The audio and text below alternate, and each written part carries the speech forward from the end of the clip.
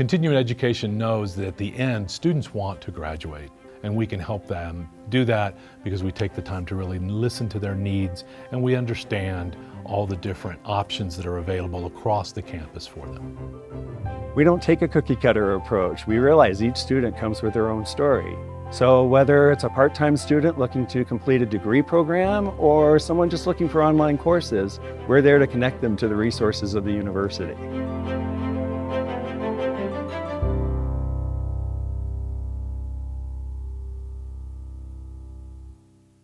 Good afternoon, everyone. Welcome to today's panel. I'm going to begin by reading, by the way, our panel is titled Directions for Democracy, A Liberal Perspective. I'm going to begin with our university's land acknowledgement statement. The University of Colorado Boulder, Colorado's flagship university, honors and recognizes the many contributions of indigenous peoples in our state. CU Boulder acknowledges that it is located on the traditional territories and ancestral homelands of the Cheyenne, Arapaho, Ute, and many other Native American nations. Their forced removal from these territories has caused devastating and lasting impacts. While the University of Colorado Boulder can never undo or rectify the devastation wrought on indigenous peoples, we commit to improving and enhancing engagement with indigenous peoples and issues locally and globally. We will do this by recognizing and amplifying the voices of indigenous CU Boulder students, staff, and faculty and their work, educating, conducting research, supporting student access, and integrating indigenous knowledge, consulting, engaging, and working collaboratively with tribal nations to enhance our ability to provide access and culturally sensitive support, and to recruit, retain, and graduate Native American students in a climate that is inclusive and respectful. One other thing. Yes, please.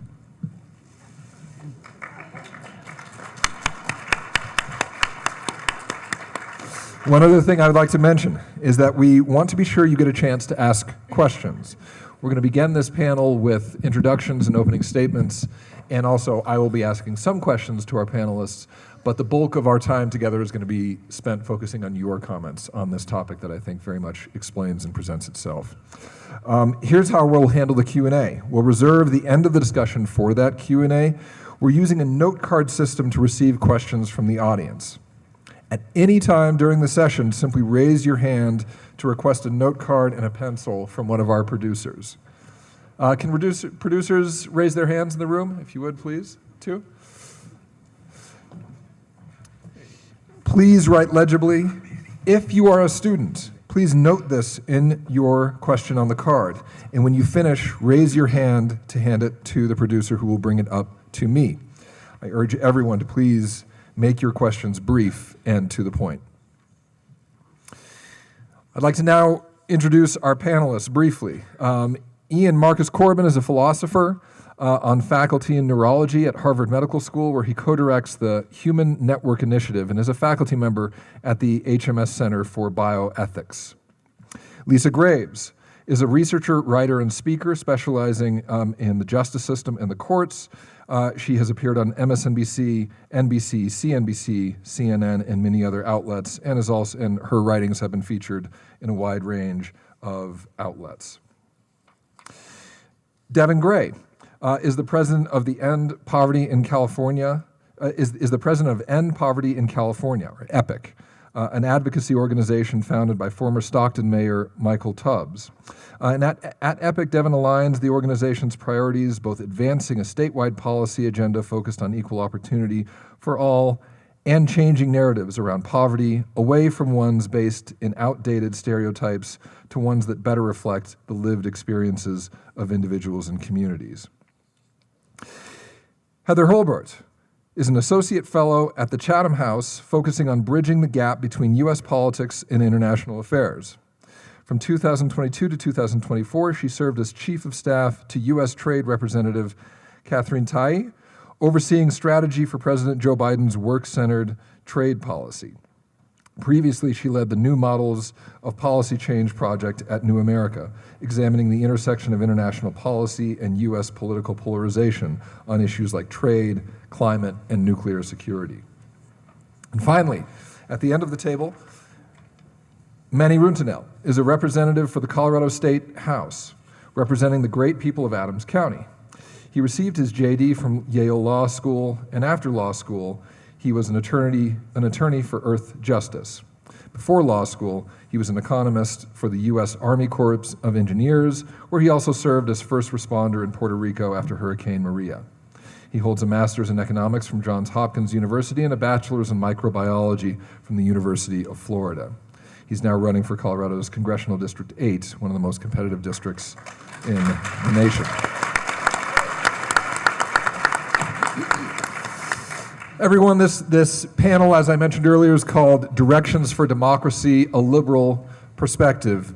Buried into that concept, I think, is the sense of urgency and of, let's say, crisis. A belief that the future for the left is in peril, and that understanding exactly which way the left ought to take as it moves forward is a daunting task. This is not a panel that is designed necessarily to show the perspectives of right and left, the political right and left. We have a separate panel for that I hope you all come to following this panel.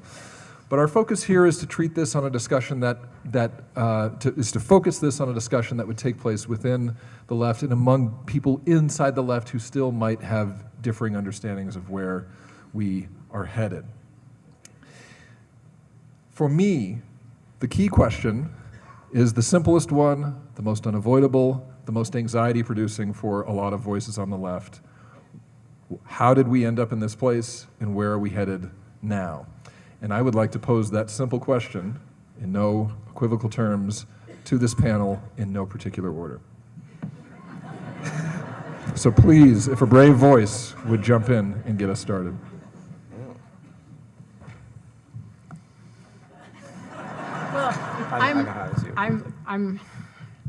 There's one thing I've learned at CWA over the years is that you might as well jump in first, because if it's not this one, it'll be another equally bad one. So it's great to be back. Thank you very much to CWA for having me back after a 3-year hiatus. Being in government and getting up on a panel and answering random questions do not go all that well together. So Ben, I'm going to start by actually refusing to take the bait. And that I think one of the worst things that we can do left of center is to spend any more time fighting with each other about how we ended up here. So others are welcome to do that. I'm not going to. So I have 3 quick thoughts about how you'll know we're going the right way. What should we be looking for? And question number 1, and this does get a little bit to how we got here, is have we figured out how on earth we do democracy in the age of AI and social media? Because that we failed on as the Democratic Party, but more importantly, we failed on that as a society. And I still don't know, usually I hold up my phone at this point, but I'm being polite and I put it away. Also because I'm scared there's more news about tariffs and I just don't want to be distracted. When you can look at your phone and we could order pizza for every single person in this room instantly, but we can't fix the economy, we can't fix the DMV. I'm sure we'll hear from Manny other things that people in Colorado are particularly ticked off about. We can't fix those things instantly, but you can fix so many other things instantly on your phone. Why is this crappy system of government worse than my phone? And we have to fix that, and we have to fix the problem of information bubbles and how it very much appears that we in the Democratic Party didn't even know who we were and were not talking to. So that's thing number 1. Thing number 2, this economy, A, is not working equally well for everyone, and B, again, with our phones, we can all see how well it's working for the Kardashians or the Treasury Secretary or whoever you might, Hunter Biden, whoever you might pick. So I think we have some trends in the party that have made important inroads, but I also think they've kind of topped out. So someone who has a new way of talking about and of putting policies together, I'm really looking forward to what Devon has to say on this, that's appealing to a broader swath of Americans. That's my point number 2. And my point number 3, which is maybe why I'm on this panel, is we don't think at all about how our foreign policy and what we do abroad are related to the state of our democracy at home. And I think as we now all sit through this moment of intense anxiety about how our military and security establishments are going to be used or misused in our domestic politics and on our borders, it is really time urgently to rethink how our foreign policy and our domestic policy are connected. So when you hear those answers to those three questions that you like, then you'll know we're headed in a good direction.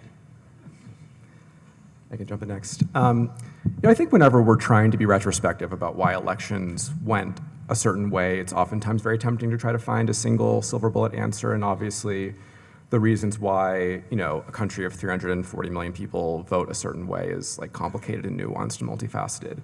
But I think there's a couple of things that stand out to me as the main drivers for why we do find ourselves in a situation. I think the first is that we live in a moment of tremendous social distrust, not just distrust towards government, but distrust towards our institutions, distrust towards our neighbors and our very communities, right? And I think for those of us who are trying to advance progressive ideas, a more robust safety net, abundant, affordable housing, a criminal justice system that isn't overly punitive, all of those things really rely on having strong amounts of social trust, again, in our neighbors, but also in government to be able to administer things effectively in ways that we view as just. I think the second issue is that in many ways we have failed to paint a really clear vision of the future for how progressive policy can make all of our lives better.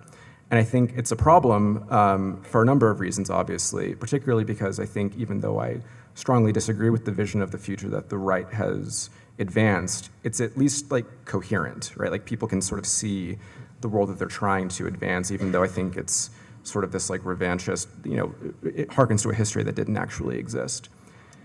And related to that, in addition to not being able to paint a really compelling vision of the future, I think we've also found ourselves in a moment of democratic backsliding, trying to defend institutions that are really hard to defend for working people, right? Like in my home state of California, despite having a $4 trillion economy and the 5th largest economy in the world and more billionaires than anywhere else, we have the highest poverty rate of any state in the country when you take into account cost of living. And I think the story of walls being built around our abundance in California really is more of a national story than we would care to admit, right? So the economy's not working for people, and yet we find ourselves having to defend economic institutions and practices because we know that the alternative that's being advanced by the right is significantly worse for working people. And yet we still struggle to be able to articulate that vision of the future because the present is in so many ways indefensible, right? There's no reason why in a country that has as much abundance as we do that we can't have housing for everyone, that we can't have a safety net that's readily accessible, that we can't avoid the ways that poverty is criminalized in really absurd ways that hurt all of us. And so I don't think it's any surprise really that if we're sort of conceding the future because we're not having that conversation, the present is indefensible, that people would sort of be attracted to a vision that, again, appeals to a past that didn't really exist in the first place. So I think the ways that we can try to move forward really is figuring out how we can instill trust in all of the facets of society that we need to be able to advance a progressive agenda. So I think that's going to require, especially blue states, demonstrating that our methods of government and policy decisions actually do yield positive results for everyday people. And I think in the absence of doing that, we kind of, again, forfeit the mandate on being able to govern at the national level. I don't think it's any surprise that, and again, I love California. Like, I'm a Californian, I'm deeply proud of my state. I think we do a lot of things right. But there's a reason why the right is able to so successfully use the outcomes for working people in our state as a political cudgel, right? And I think Colorado, to its credit, frankly, has been able to go in the other direction. It's one of the reasons why it was one of the few states that didn't see a massive rightward shift in its voting public. So, I think there's a lesson to be learned from the state here. But to the extent that we are able to advance a coherent vision of outcomes for working people in places like California and Colorado and New York and other blue states, I think that helps us build trust in government generally and governance broadly. If our institutions can demonstrate a nimbleness to be able to adjust to, again, be focused more on outcomes than process, I think we're better off.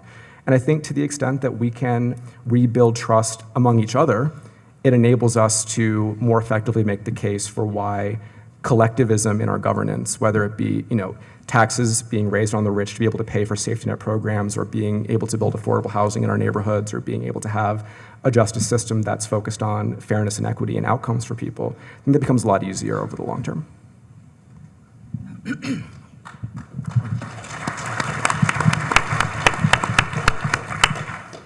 So I'm going to go in a different direction here, which is that 79 million Americans did not vote for Trump. More people who voted in this election voted for people other than Trump than for Trump. There is no mandate. He won by beating Kamala Harris. And I think a lot of the policy diagnosis, not on this panel, but in the broader chattering classes, misses the core thing that's been happening in our country, which is that there is tremendous sexism in the voting process in America. And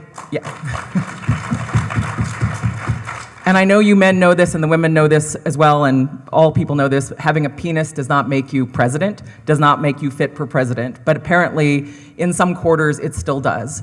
And so when you look back on the Biden administration, this was one of the most progressive administrations in modern history. The number of policies that moved forward to address equality, to address racism, to address the student loan debt, all these things that have been afflicting us, there was tremendous progress, and yet at the end of the day, Trump got 77 million votes and beat Kamala Harris. But most people who voted did not vote for him. They voted for someone other than him. Now, when you look at where we are in our society, you look back at that election, some have called this the podcast election because Trump was on so many more podcasts, reached so many more people through Joe Rogan than his opponent, than Kamala Harris, which they did not fully deploy the social media campaigns to maximum effect. I'm really proud to be in my day job part of the Midas Touch Network, which has now overcome Joe Rogan as the top podcast in America. People are hungry for answers. People are rejecting this extremism. The stand-up rallies this weekend showed across the country in red cities, blue cities, red states, blue states, people did not sign on for this extremism. I think there's tremendous potential for pushback against this administration, which is operating out of control and which needs real guardrails. And that requires us to have hope and to have determination and to not give up. To not give up. For people in my generation here, Howard Zinn talked about the power of hope. For people who are fans of history, my hero, Frederick Douglass, wrote and gave a speech in which he talked about how power concedes nothing without demand. It never has and it never will. We have demands that we need to make, and we need to carry that through the 2026 election. The 2026 election happens to take place on the 250th anniversary of the Declaration of Independence. We have an obligation to be talking to our friends, our families, and our neighbors about why we had a Declaration of Independence against a tyrannical ruler, against someone who, and you can read the Declaration yourself, obviously, I hope you will again. It talks about how the king refused his assent to laws necessary for the public good. That sounds an awful lot like we're experiencing right now, but I would be remiss if I did not tell you that part of the reason we're in this crisis is because the US Supreme Court has been packed with extremists, packed with people who are determined to put their thumb on the scale of justice, to negate the fantastic, superbly reasoned ruling of the Colorado Supreme Court to keep Trump off the ballot in Colorado, to weigh in, John Roberts himself, to weigh in to give Donald Trump unprecedented immunity from criminal prosecution, to stop a criminal prosecution that was underway that would have held him to account for his crimes that were compellingly alleged by that grand jury in Washington, D.C.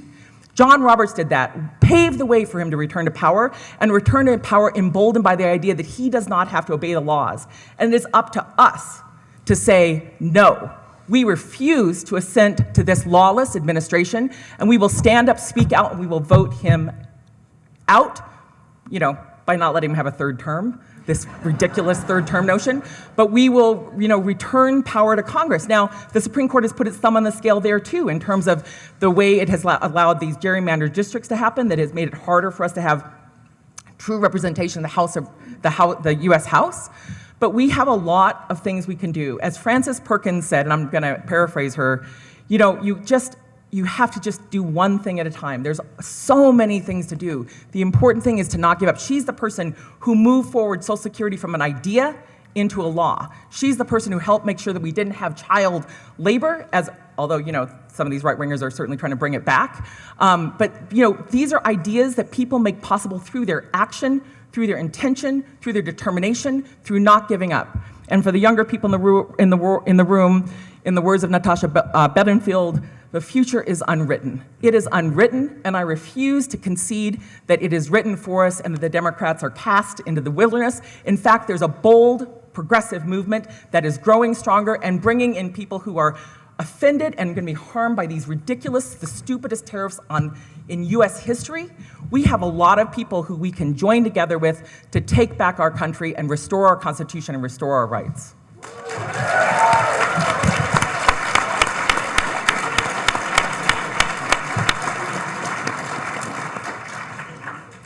Okay. Well, thanks so much for having me, Ben, and the rest of the organizers. Oh, boy. Is that funny? Well, thank you. It's good to be here. I think I'm not here based on my bioethics teaching. I think I'm here because, in addition to that, I work for a think tank called Capita, and in that capacity, I work with a number of politicians, largely on the left, but not exclusively, around questions of trust and belonging and meaning and purpose. So really want to take up some of the themes that Devon started to raise. So the politician that I think has been leading best on these sorts of issues in the US, and the one I work most closely with, is a senator named Chris Murphy from Connecticut. So Chris got into this work, which is not normal work for sitting senators, I think, to be thinking about things like, why are Americans so lonely? One of the kind of big wake-up calls he got was reading an article written by a mutual friend of Ben and mine, a guy named James Pogue, who was covering NatCon. Do we know what NatCon is? So it's this National Conservatism Conference that's been going on the past several years, I think.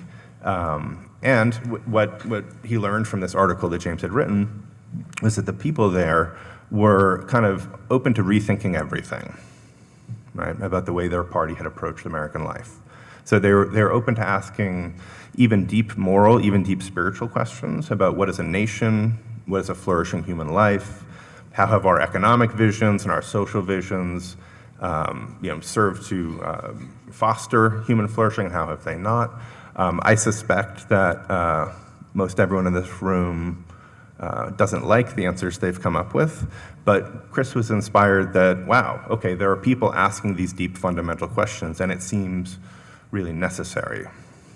So I would second that. I think that a lot of our public life over the past, let's say, 40 or so years has been evacuated of these kind of considerations, right? We've imagined that in our commercial and economic lives and our political lives, we can sort of dispense with things like, hey, what does a flourishing human life look like? Right, these sort of deep questions, and let the numbers guide us.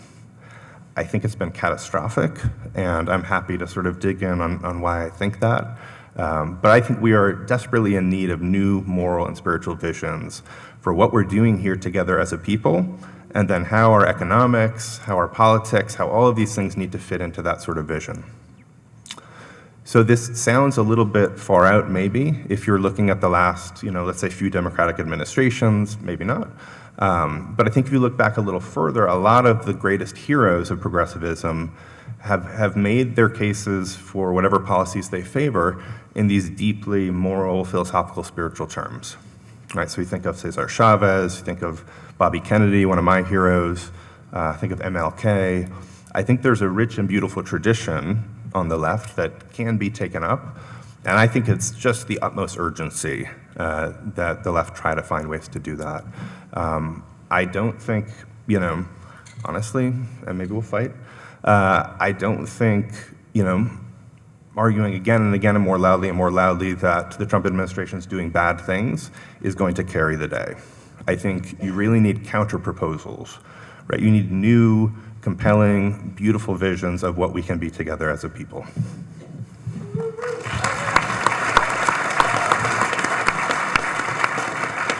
Hey everybody, just before I get into it, I just want to know what sort of crowd I'm dealing with here. So raise your hand if you think our democracy is going through some pretty dark times right now. Okay, yeah, that's what I thought.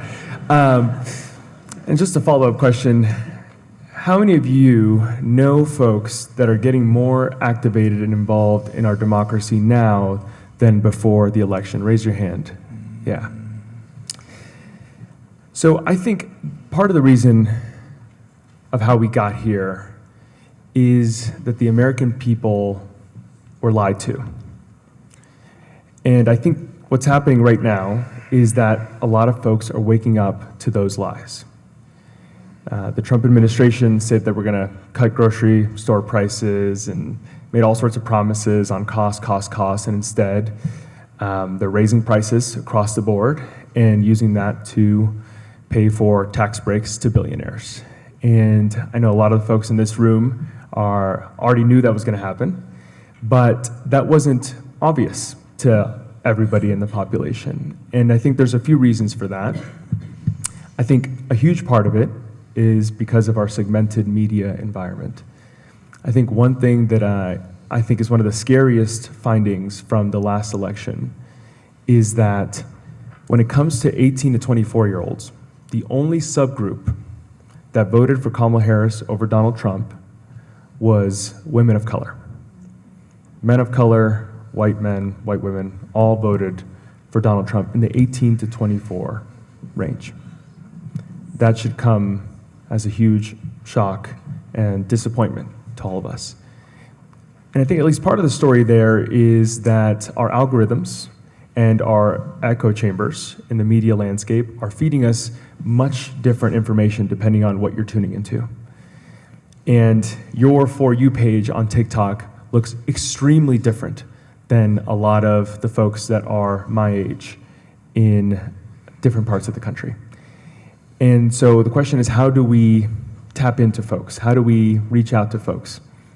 I think Ian brought up a great point, which is that it's not just about saying that the Trump administration is doing horrific things. I think that will be done by the media. I think what we can do as individuals is go back to the basics and reach out to your family members, your neighbors, your cousins, your second cousins, and talk to them, listen to them, hear what their concerns may be, and tell them why you think, in a very sincere, open way, why you think what's happening right now is preventable if we vote for better policies and vote for better candidates into our office. And I think what the Democrats need to do, at least the bulk of the Democratic Party, is go back to the basics on what we have historically worried the most about, which is working families and addressing their concerns. And I think one thing that we really need to internalize as deeply as possible is the idea that poverty is a policy choice. We can just decide that there should be no poverty. Last session, I proposed a bill that shortly after became law, which expanded the earned income tax credit in Colorado to make it the strongest in the nation. And between that and another bill, we managed to cut childhood poverty in half.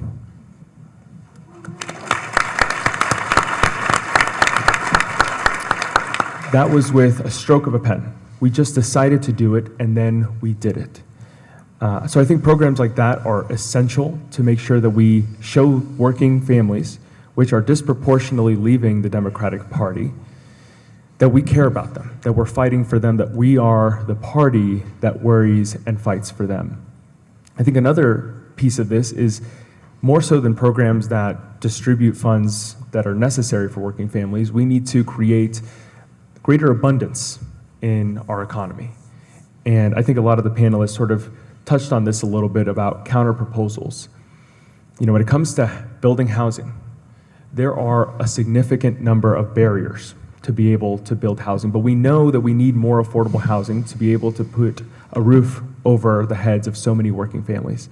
And so we need to look into our entire regulatory regime and figure out how do we propose policies that resonate with working families, with businesses, with builders, with folks that are excited about building an economy that brings everyone together instead of driving us apart. And so it's about building a vision, it's about showing working families that we're fighting for them and focusing on those things and hammering those things over and over and over again and reaching out to folks that aren't part of our traditional media segments. So I think that's what I think of, at least.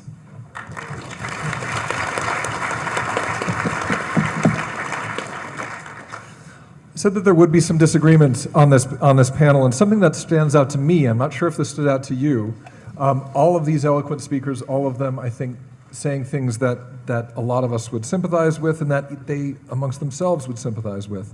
And yet there is a difference lurking in the statements that we just heard. And you can correct me if I'm wrong in hearing this, panelists, but it seemed that there was a group, a larger group, who said, what we need to do is work on our messaging. What we need to do is think about the mediums of our message, how we communicate it, how AI is going to impact things, how can we make sure we're speaking to more people, how can we make sure that we go out and show that our policies are benefiting people. It's a communicative problem. Versus one voice who said, no, perhaps actually the message itself needs to be changed. It's not a matter of how we say it, it's not a matter of the medium through which we say it, but actually we need to think differently about what it is that we're working towards and what our fundamental goals are. Did I characterize that correctly? And I'm referring primarily at first glance to Ian's statement versus the other. I don't actually think, I mean, I certainly intended to hit both of those themes. And I would guess that several of you did as well. I mean, I'll actually jump in where I did think there was a really interesting disagreement, that several of you were very anxious to name check abundance theory without actually quoting Ezra and Matt Iglesias and so on. And I suspect, so I'll just jump in and say, I see nothing wrong with permitting reform, but I think it's an absolutely terrible idea, the idea that the future of the Democratic Party and the thing we ought to be putting our stake in the ground on is we're going to solve all of your problems by making permitting reform easier and making it harder to pursue our social goals. So the funny thing is that's where I thought it was really interesting to me how eager this panel was to name check that set of ideas without actually sort of going there. So I'm quite curious about where we all are on whether we want to go there or not. I mean, I'm happy to jump in. I mean, I think the reason why, I think there are kernels of truth to their thesis, but it's an incomplete analysis, Amen. right? Amen. Like, I think one of the central critiques in this book, it's Ezra Klein, Derek Thompson, it's called Abundance. It has to do with basically a theory that progressive policymaking has been overly concerned with process rather than outcomes, which I think there's kernels of truth to that for sure, because there's nothing progressive about, in my state, about us having a housing crisis, about us having unacceptably high poverty rates, et cetera. I think there are very good critiques that they do not grapple enough with redistribution, with the causes of inequality, with things like that. But I do think that there is something to be said about us trying to own the places where we do have power to show a better way forward, and making policy choices that allow for people to have trust in government's ability to do good things, let alone anything, really, which is sort of the central critique. But I don't know if others have thoughts on abundance. I have thoughts, in part because it sounds in the vernacular of Charles Koch, who started with the Citizens for a Sound Economy and then got a better PR operation, decided to call it Americans for Prosperity. I call it Americans for Greed. He's put out a bunch of books about human flourishing, how he's trying to capture human flourishing, all through taking down regulations that actually are designed to keep us safe and make sure we don't have kids in factories, again, from 100 years ago, and other policies that try to take out licensing for doctors and people who, we would want to have some training before they prescribe medicine to us, or take down, policies that actually are designed to help keep us safe. I think that there's no doubt that there's tremendous importance in having the moral arguments instead of having policy disputes over like a half a slice of bread or something. These are moral fights. It's a moral fight about whether we're going to have more affordable housing in our communities. This isn't just a policy choice. It's about whether people have to work 2 jobs just to afford rent. or 3 jobs sometimes. But I think that when, and with all due respect to Matt and Ezra, I think the real missing equation is, why don't we have those policies? We don't because there are right-wing interest groups that are standing in the way of these policies in every state, in most cities, and certainly in Congress. The opposition to having a minimum wage that is not stuck at the needle at like $7 an hour for the last 20 years. One of the first things that Trump did was basically take down higher wages for contractors. Like, that was immediately eliminated because that's part of the agenda, to make sure that we have a working poor who is just barely dependent on these jobs for like inadequate health insurance, because our health insurance is tied to employers versus actually just a basic moral right to access health care. When you look at these issues across the board, why is housing going up so much? Well, part of it is supply and demand. Part of it is, the processes for creating more affordable housing.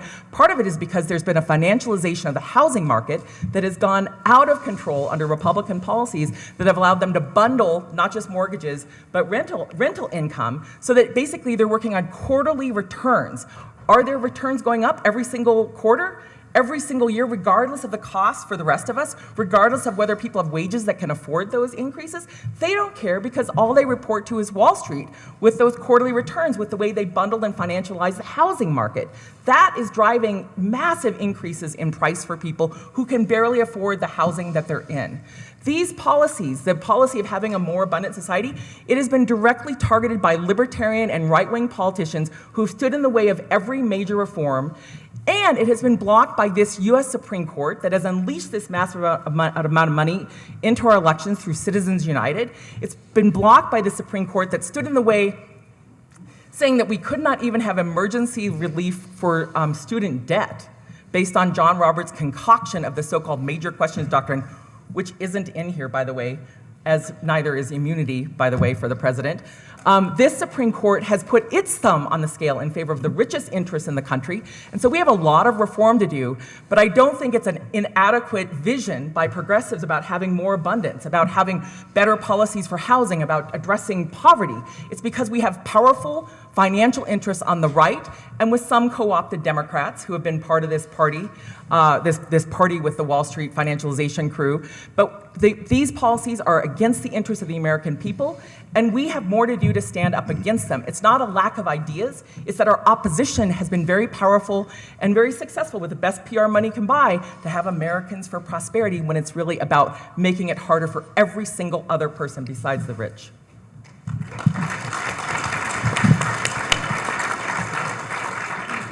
Well, I will take Ben's bait. So, I do think that messaging and focusing on messaging and focusing on podcasts and algorithms is probably a dead end. I think, for one thing, algorithms, when they're working as well as they can, they try to capture what your actual revealed preference is and show you stuff that you find compelling and interesting, and then show it to you over and over again until you fall over. I spend a tremendous amount of my life for the past 15 years in classrooms with people who fall in that 18 to 24 age band that Manny spoke about. I think, and I'm in liberal New England, I'm in Cambridge, Massachusetts, and I find that students, if I can group them all together, which is not totally fair, but I think in general, they're pretty burned out on the status quo, and they're pretty cynical about our institutions. I think they feel like they've been pretty hollowed out, and that they don't necessarily deserve our allegiance or our support. And their perception, in large part, is that Kamala Harris was the candidate of stasis and of the status quo. Right? She did say I'm campaigning on change, but she had just been the vice president for a while. So seems to have maybe had some part in what we're going to now change from.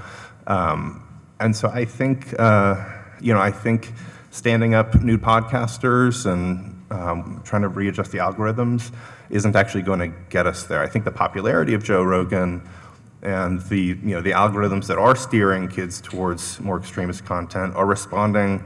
I mean, look, these things also shape preference over time, but they're in some significant part responding to the kind of felt reality of young people right now.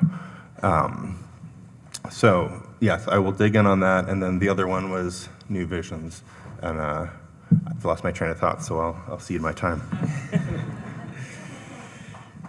Yeah. So I think the answer to me does feel like it's a mixture of messaging and a different prioritization of our policy choices. I think on the messaging side, I do tend to think that our algorithms are feeding us what we want, but I think they make us more extreme over time, I think is my interpretation of the studies in that space. And how do we break through to that? I think partly it's being willing to go into the places where we have historically neglected. I think that's at least part of it, and that means not just the podcast, but also into people's homes that we have historically said that we aren't going to have a relationship with. I think we are shooting ourselves in the foot when we decide that we want to stay within our bubbles.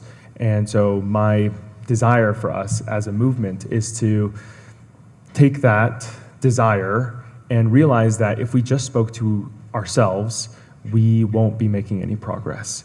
And I think I've seen this in every movement that I've been a part of. There's this series of purity tests, and if you don't abide by a certain level of purity, then you are ostracized and aren't willing to be communicated with. And I think that is leading us into polarization as a country. And I think we see that in a lot of different domains. We see that in our education. Like right now, we're seeing an extreme amount of educational polarization, where our educational institutions, maybe the ones that you're referring to, when you're speaking to those 18 to 24-year-old students, they're completely different than the individuals that are 18 to 24 that aren't part of those educational institutions. And so there's a huge difference happening and a lot of polarization happening on a lot of different demographics.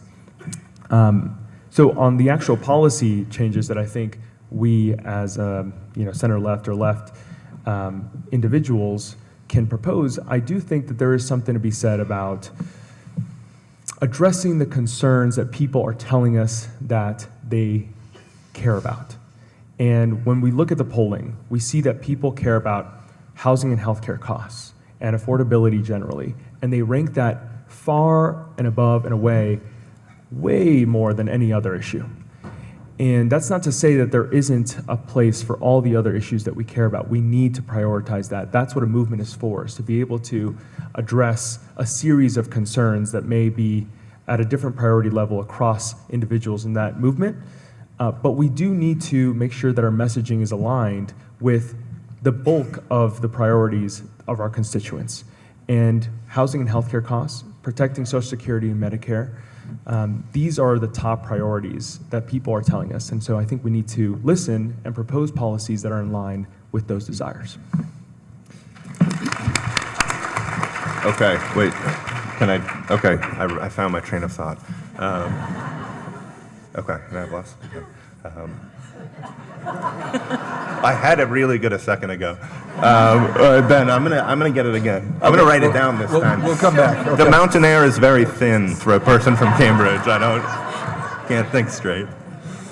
So the number of questions that we're receiving is adding up quite rapidly. So I'm going to ask my panelists also to be brief in their responses and to know that we can't go up and down the line as we've been doing with these past two questions. But let's stay at the end of the table. This is a question from a CU student. My question is about the radical right's rise. One contributor to this trend is welfare chauvinism, where support for social programs is tied to exclusionary ideas about who deserves them. Earlier, the representative mentioned expanding as part of a liberal democratic vision. How can we promote inclusive welfare policies without reinforcing the populist narrative that fuels the right? That's a great question. So I think where folks like Trump excel is scapegoating. The reason why you don't have XYZ thing is because we have to give it to XYZ other person. And that other person, they're not part of your family, they're not your neighbor, they're some other group that's invading your land, your people, your communities. And we know historically that othering a group of people works extremely well in the ways that Trump has leveraged it for electoral success. But we also know that he's wrong. When it comes to, for instance, lowering prices on our goods, we know that we work better together. We know that we rely on international agreements and folks that are producing goods like avocados in Mexico. We know that immigrants are an essential component of our economy and that they provide a substantial amount of good. So I think what I sort of try to remind folks is that, we know that it's wonderful to be as American as apple pie, but you can be as American as rice and beans and as chana masala and as miso wort. And that what America does best, I'm an economist by training, and what I think America does best is that we bring folks together and we lift all boats. We recognize the value, the culture, the skills that everyone has and brings them all together to lift them all up. And Colorado is a perfect example of this. We have programs that benefit not just the citizenry, the United States citizens of Colorado, but also ITIN filers who are immigrants.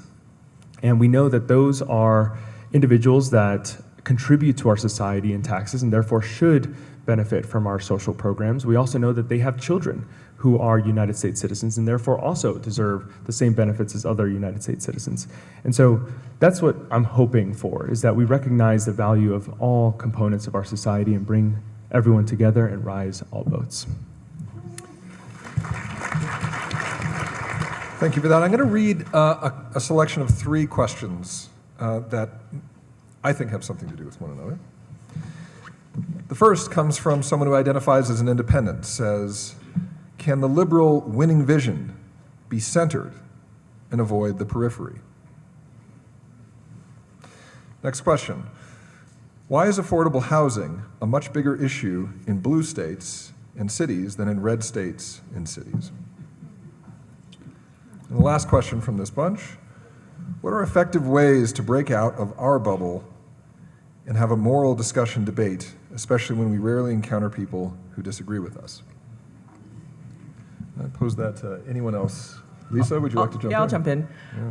I challenge you to present the evidence that that housing prices are worse in red states than blue states. I just don't believe it. It's an issue of cities, quite frankly. And one of the things that that I was working on for a while was trying to get paid sick leave. And raising the minimum wage. And there was this opposition by Republicans, by Charles Koch and his contingent, against having cities being able to increase their minimum wage, increase the access to paid health care. And they were saying, no, we have to have a statewide policy. But everyone knows it costs more to live in cities than it does to live in rural areas. That's just the reality of the condensed populations, less area than the counties that are more rural. Those housing costs are higher in cities, and they're higher in cities whether it's a red state or a blue state. But to the point of the question of what is the center vision for independence? I actually feel like the policies that have been put forward in terms of a whole host of Biden policies, and I was not in the Biden administration, but a whole host of them. These are common sense policies about trying to, expand access to these benefits, expand access to Medicaid, make sure that veterans have access, fully staffed VA hospitals to make sure that they can get care in a timely way, make sure that we actually have an Affordable Care Act. I wish it were expanded. I wish it were better. I certainly don't think it should be repealed. But when you look at these issues over and over, Social Security, the attacks on Social Security that we're seeing right now, this effort to basically go in behind the scenes and capture Social Security data, it is terrifying. And it's being brought to you by people who are trained in this right-wing ideology of hostility to Social Security. I will never forget the fact that I was asked to write an article a few years ago about the idea that Social Security is going bankrupt. When I researched it, Charles Koch was peddling this idea in 1977. They have been at this game for decades saying this. Now, we could easily make Social Security even more flush by scrapping the cap, so that if you make more than $125,000 or $130,000 a year, right? Or your income, if you're not retired, your income, like Mitt Romney, was entirely based on investments, you pay into Social Security. These are easy fixes. They could pass in a heartbeat if we did not have this obstruction by this right-wing infrastructure, largely fueled by the greed of Charles Koch and the operations that he's put forward that stand in the way of policies that most Americans support and believe in. Since we had 3 questions there, is there any one other member of the panel who would like to respond to anything? You know, I might say something on this question of center versus extremes, because I think it goes back to something you said before that I might have been a little snarky about. That I think this question shows you really interestingly the intertwined nature of substance and communication, and how incredibly difficult it is to pull them apart, right? Because what makes a policy centrist versus extreme, and then how do we understand it as centrist versus extreme? And so the challenge that not just the Democratic Party, but right now, I see the problem we have as being the pro-rule of law, pro-constitutional coalition in this country, which frankly needs to take back our institutions from the anti-rule of law, pro-personalist authoritarian coalition. And then we can get back to the luxury of having policy debates among ourselves. So, sorry about that, but that's I'm with you, Heather. But so the urgent questions for 2026 and 2028 are, number one, what are the policies that bring over that coalition? And here we get, actually paradoxically, I think Ian's points are really important here, and Lisa's about people who didn't vote, people who are just alienated, people who think we're all full of crap and there's no meaning. This gets back to the youth point as well. Number one, what reaches them? And that's policy, but it's also communications. Once we have a great idea, how do we reach them? And how do you defend an idea so that you have something like the policies in the Green New Deal, for example, when they were explained to people as policies, they had strong majority support. And then the minute you said they're associated with AOC, suddenly everybody knew where they were supposed to sort ideologically on them. Sorry to mention tariffs again, but your view on the global economy depends entirely right now on what party you're in. That has no relationship, interestingly, even to your own personal economic circumstances. So the policy and communications together. Here's a question, because it relates to messaging, but also to economics. I'd like to direct this to Devon. We can only blame propaganda so much. Dems cannot continue to alienate and mock the working poor. How do you get them back? Late night TV, intellectual elite, they alienate constantly. I would challenge the assumption that Democrats as a whole mock the working poor. I don't know if that's true. I mean, obviously, when we're talking about half the country, it's like, 150 plus million people. Like, obviously, you're gonna have some people who are jerks about it. But I think if anyone's mocking the working poor, it's Republicans who are trying to raise prices on the working poor. I don't quite understand that. However, there is a reality that we do have to deliver, right? Like, we can't only be elected on the strength of our rhetoric and messaging. We do hold political power in a lot of places. California has 39 million people. Like, that's an eighth of Americans. We don't have Republicans holding any major political office. We have supermajorities in both chambers of our legislature. Almost every big city mayor is a Democrat. The vast majority of our federal representation are Democrats.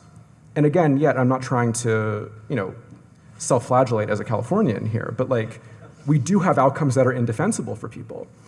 And I do think that even if our rhetoric, I think the problem that we really have as progressives sometimes is that our rhetoric is judged more than the policy choices that we make. And we enable elected officials to sort of maintain their progressive bona fides because they talk about, they say, they toe the party line on environmental policy or on choice or on LGBTQ rights and all these things. And yet, a lot of people's material conditions aren't made better because of democratic governance. We have to deliver in a meaningful way, and I think that in many ways matters a lot more than the rhetoric. But again, I do push back. I do think that we are very conscientious about our language, if anything else, sometimes to a fault, really, right? But no, if we don't deliver, again, we are going to see continued erosion in people's trust towards not just like our ability to do things, but I think government generally, because if we want to continue having the mantle of being the party of activist government, regardless of size of government, but believing that government is the best suited entity for solving the inherent unfairness that exists in American life. If we don't actually demonstrate that we have credible solutions for being able to do that, and again, not just rhetorically, like we can talk a really good game, we're experts at that, but actually implementing it in a way, and again, not even just passing bills, but making sure that money does get to people's pockets, I do think we lose people's trust and confidence in our ability to do that, and then, as a consequence, government's ability to solve problems. And it burns out the rhetoric as well, right? Yeah. So if you It does. have decades of saying we're going to have a level playing field, all boats are going to rise, and that doesn't happen, like productivity and profits are skyrocketing, Totally. and wages are flat, then like you come and Obama used this rhetoric all the time. He's like, we just want a fair shot, it's a level playing field. I don't think that really works because I think people don't believe you for one thing. And also, it's a weird way to run a society, actually. Like, if you look outside the last little bit of time in weird societies, the idea that, like, society is just a flat playing field for individual competition, like, is a very new idea, and I think not actually one that works really well for this kind of animal. Totally, and I think about this in, like, the poverty context as well, and Manny, you said it really well, poverty is a policy choice, but that is even still a little bit of a new idea that's come into the common lexicon. Like, we have been fed for decades now, if not centuries, this idea that poverty is a consequence of individual failings, and that anyone, no matter your station in life, can pull yourself up by your bootstraps and not just find economic security, but find, like, wealth. And we're having to push back against that in a really meaningful way.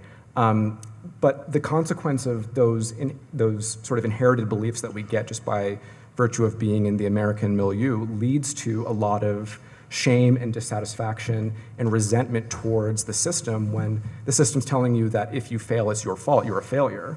But then you see, half of the political body saying, well, we're going to try to make the world fairer as well, and then it doesn't happen.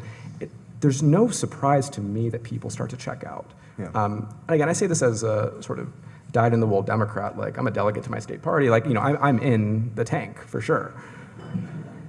But we have to deliver meaningful results. Otherwise, we're just going to continue to be having the same conversations, I think. And I would say the field is quite open. So, like, we've been talking about Democrats in particular here, but I do not think for a moment that the right has an answer to these questions. Not at all. Right? I don't think there is, like, a beautiful governing vision of where we're going as a people.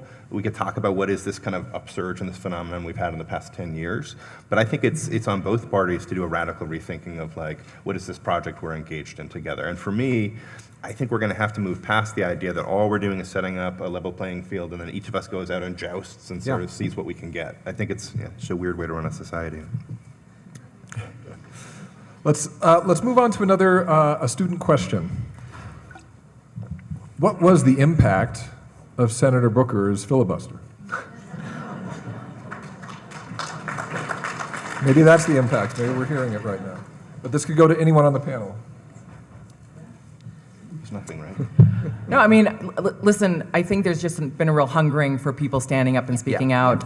That's it. And that was huge to do. And also, as someone who had the fortune of working in the U.S. Senate Judiciary Committee, but misfortune of working there when Strom Thurmond was on the Senate Judiciary Committee, I can honestly say that him holding that record for his anti-civil rights screed for so long unchallenged, I'm personally grateful that Cory Booker took him off that chart. I sort of thought on that. Yeah, I think 100% yes. Like, it is so important that our side is perceived as showing up to the fight, right? Like, I think people are fighting, but it's very difficult to get attention in a really crowded and competitive media landscape where, you're not just competing against, if you're an elected official, you're not just competing against other elected officials for attention. You're competing against TikTok and Netflix and network television and everything else, right? And I think to the extent that we are able to try to get activation through the news cycle that moves so quickly, it allows space to be able to communicate that affirmative vision for the future, which I think he did. Now, I don't think any of us watched the full 25 hours, right? Like, I think we have better things to do, but there are enough sound bites of him trying to articulate not just like the clear and present danger of Donald Trump, but also, I think, a really beautiful vision for the future of one where, sort of to hit the same notes, like, we engage in like a trust-based society where we are leading with love and we can build a future that works for the vast majority of Americans. But he doesn't get that. I mean, that's not new for Cory Booker, obviously. Like, that's been a shtick for the last 10, 15 years. But by making a stand in a way that's very, I don't think bombastic is the right word, but it's attention grabbing, it creates the space to be able to deliver that message. So I think when we're even having the conversation about whether the message is right or wrong, it's actually maybe less about the content and more about, are we able to get enough eyeballs on us to have a message that can actually reach people? Because we can have the perfectly calibrated message that's going to hit a majority of Americans and be meaningful to them. But if we're not actually getting people's attention in this very crowded attention economy, it's kind of all for naught, right? So I think to that extent, it was really useful. There's a tough thing here where sort of integrity and authenticity are a huge, huge currency right now in getting that attention. You see Bernie pulling large audiences to his rallies because he has a very narrow band of issues that he talks about and understands. But I don't think there's anyone in America who doesn't think that he is down to his bones committed to these things. And so I think that's just a big, and I don't know how you teach that, but I think that's a big problem that a lot of politicians encounter, is that it seems canned, it seems not that authentic.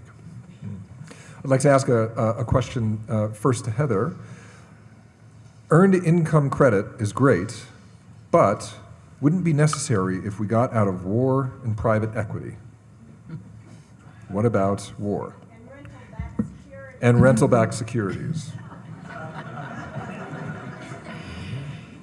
So I don't think there's a straight-on one-for-one relationship with any of those things. You've heard Lisa give a very eloquent case on corruption already. I don't think I could do any better than she did, so I'm gonna refer you back to her answer, and she may well have more to say about it. I think you are seeing now in some of the ways that President Trump likes to use a version of that case in a really oversimplified and grotesque way. I think we're going to find out that it is, for example, just as expensive, if not catastrophically more expensive, to rapidly and unthinkingly pull back some of our international engagements. What I'd like to see as part of and I'm really hoping someone else here wants to talk about private equity, but what I'd like to see as a vision for progressive politics, but also for American politics, is other leaders being willing to ask and answer the questions that this current administration is throwing around in a very kind of ridiculous and stereotypical way, which are, the U.S. is 22% of the global economy, not 40% anymore. The U.S. is 1/4 the size of China, yet has a bigger military than the next 9 countries after us. What actually serves Americans' values and interests and safety in the world, and how can we move toward that vision in a way that's respectful to our public servants and our veterans, by the way, who put their lives on the line for the old vision, whatever you think of it, and in a way that makes sense and builds a world that's good for us and good for other people also. So there isn't a quick fix to the set of problems you identified, and I think we're seeing right now what a bad quick fix looks like. But do we have the courage to walk through the door and start the conversation? 2 questions that came in late here. One of them was, what is a flourishing life? And I think that one would be directed toward Ian, and I do look forward to hearing. The second, from a high school student, and I'd like to direct this to Manny, actually, to begin with. Is it fair to attribute a lot of this division to a lack of empathy? People don't care about Trump's dehumanizing policies until it affects them. How am I meant to teach empathy? Okay. Right. So I think a flourishing life, and this is the kind of thing that we've been asking and arguing about for thousands and thousands of years across civilizations, because there are not provable answers. There's only living in the world and seeing how it goes, right? And seeing what actually conduces to a good life. I would want to suggest that a good life involves deep engagement with nature. It involves a generous sort of existence within a community, one that is not selfish, one that is not premised on sort of maximizing my personal gain, one that isn't reliant upon consumption and material goods and money to give me a sense of value. I think that deep engagement with some sort of spirituality is good for people. And these are all things that, sure, I can say them as a philosopher. I think in our politics we need to sort of be willing to make controversial arguments like that again. I think, when Bush says, look, if you want to fight the terrorists, go shopping, he's not that out of the mainstream, really. And I think that, I think we need to get serious about these moral questions again and be willing to assert them even against sometimes the preferences of our fellow citizens. We might want to say, hey, it's not great to burn your brain out looking for 8 hours a day at TikTok. I know you have every right to, I can't legally stop you, but, maybe this isn't the kind of world or the kind of life we want to have. And I will say, who just said this very recently is Ezra Klein, who I take to be the avatar of of technocratic liberalism. And he said, look, we have a problem where we on the left feel like we're not allowed to make arguments that are just moral, right? You need numbers, right? You need data to back you up. And he's like, I just think that if my kids spend 8 hours a day on TikTok, that's not a good life. And I don't want that for them. And I don't want that for my students. And I think that's the sort of arguments we got to get back into.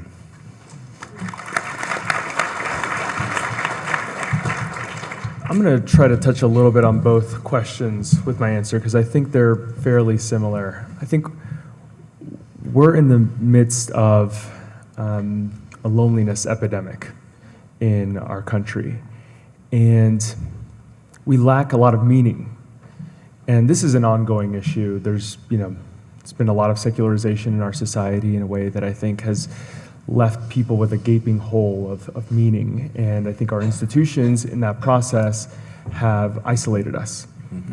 And often we choose short-term comforts instead of deep engagements with others. When we go outside of the house, we've got our earbuds in and we choose remote work instead of going into the office. We get things delivered instead of having to interact with anyone. These are things that are comfortable in the short term that I am extremely guilty of. But I think it's also, these are decisions that end up making us lonely. They don't allow us to have those small interactions with people throughout the day that I think inspire us and motivate us and make us feel connected with the rest of society.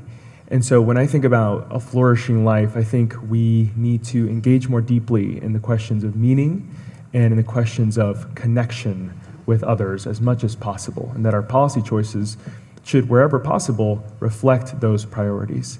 And when it comes to empathy, I think it's a very similar answer, which is that I think we need to connect with as many folks as possible. Again, short term, it's a lot more comfortable to be on our phones and to send a like instead of calling up a friend, or to go to a friend's house and have a meal with them. It's a lot more comfortable short term.